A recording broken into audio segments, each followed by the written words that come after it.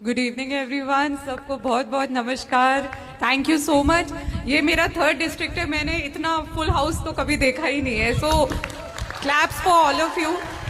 Greetings on independence day.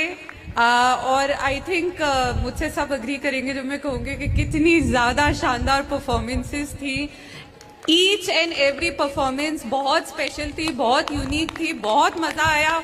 हम सब यही सोच रहे थे कि इतना अच्छा तो मतलब हमने बियॉन्ड एक्सपेक्टेशंस था। तो जितने भी कैंडिडेट्स थे, उनके जो ट्रेनर्स और टीचर्स लगे थे साथ में, मेरी पूरी एडमिनिस्ट्रेटिव टीम, मीडिया हमारी स्पेशल इन्वाइटी थी। Thank you so much for coming. End of course एक बहुत बड़ा round of applause for the anchor.